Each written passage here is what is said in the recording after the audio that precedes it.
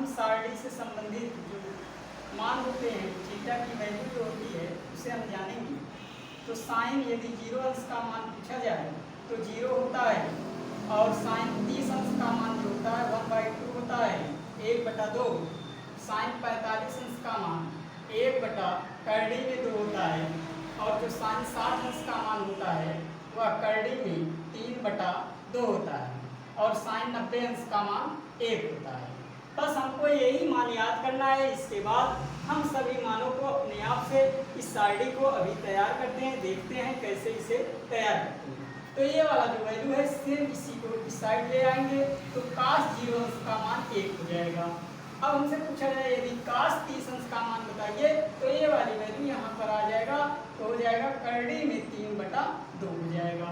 अब हमसे पूछेगा cos 45 अंश का मान बताइए तो यही चीज उतर का आ जाएगा 1/करड़ी में 2, और cos 60 अंश का जो मान होगा ये वाला वैल्यू आ जाएगा 1/2 हो जाएगा, और cos 90 अंश का मान पूछा जाएगा तो ये हो जाएगा 0। इसके बाद हम tan का सूत्र जानेंगे, और हम लोग पहले वीडियो में जो है tan थीटा बराबर सूत्र पढ़ चुके हैं, sin थीटा बटा cos थीटा।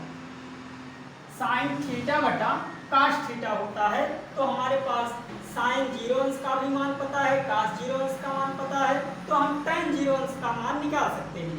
तो tan 0 अंश का मान क्या होगा, 0 बटा यदि 1 करते हैं, 0 बटा यदि 1 करते हैं तो कितना आएगा, 0 आएगा, और यदि 0 आता है तो tan 0 अंश का मान 0 हो जाएगा।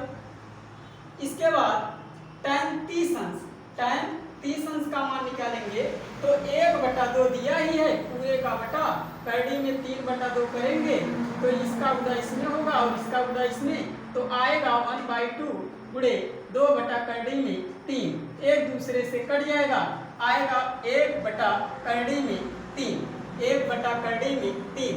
वैसे ही 1/करड़ी में 2, यदि यहाँ पर बटा हम लगा देते हैं तो ये एक दूसरे से कट जाएगा, और tan 45 अंश का मान हो जाएगा 1। अब tan 60 अंश का मान यदि निकाला जाए तो यहाँ पर यदि देखा जाए तो यहाँ बटा करेंगे तो एक दूसरे से 2 कट जाएगा, तो आएगा कितना, करड़ी में 3। और tan यदि 90 अंश का मान निकाला जाए तो 1/0, जिसे हम कहते हैं ये इसको कभी काट नहीं सकते हैं, इसीलिए इसका मान जो होता है अपरिभाषित होंगे, क्योंकि इसे यदि हम भाग देते हैं 0 से, एक बार लेके जाएंगे तब भी 0 आएगा, और यह प्रक्रिया अनंत तक चलती है। इसीलिए यहाँ पर जो इसका मान आता है tan 90 अंश का मान इनफाइनाइट होता है। अब हम देखेंगे काट की वैल्यू, सेम जैसे tan दिया है तो tan से हम काट की वैल्यू निकाल लेंगे। tan 0 अंश का मान 0 है तो काट 0 अंश का मान सेम यही चीज यहाँ पर आ जाएगा, इनफाइनाइट पहले आ जाएगा। फिर 30 अंश का मान निकालना है तो ये आ जाएगा करड़ी में 3, 45 अंश का मान निकालना है तो 1 आ जाएगा, सेम यही कर जाएगा। और काट 60 अंश का मान निकालना है तो 1/करड़ी में 3 हो जाएगा, और काट 90 अंश का मान निकालना है तो आ जाएगा 0। इसके बाद हम देखेंगे सेक थीटा का, तो जो cos थीटा की वैल्यू होती है उसी का हम उल्टा कर देंगे। जैसे cos a बराबर दिया, cos 0 अंश का मान दिया है 1, तो सेक a का मान कितना होगा, तो बटा हम 1 लिख सकते हैं, तो 1/1 अर्थात 1 ही होगा। अब जैसे cos 30 अंश का मान करड़ी में 3/2 है, तो सेक का क्या होगा, 2/करड़ी में 3। कुल मिलाकर के हम अंश को हर बनाएंगे और हर को अंश बना देंगे।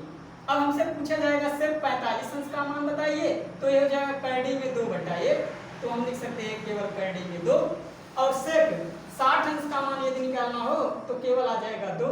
सेक 90 अंश का मान निकालना हो तो 0 दिया है, और 0/1 का अर्थात 1/0 हो जाएगा, और 1/0 का अर्थ यह हुआ, 1/0 का अर्थ इनफाइनाइट। अब कोसेक की वैल्यू हम देखेंगे, तो कोसेक में सेम इसी का उल्टा कर देंगे। अगर पूछा जाए कोसेक 0 अंश का मान कितना होता है तो इनफाइनाइट, कोसेक 30 अंश का मान कितना होता है, या यहाँ से भी हम निकाल सकते हैं 2, और कोसेक 45 अंश का मान करड़ी में 2, कोसेक 60 अंश का मान 2/करड़ी में 3, और कोसेक 90 अंश का मान 1 होता है। और यही हमारा जो है सारणी पूरा तैयार हो गया।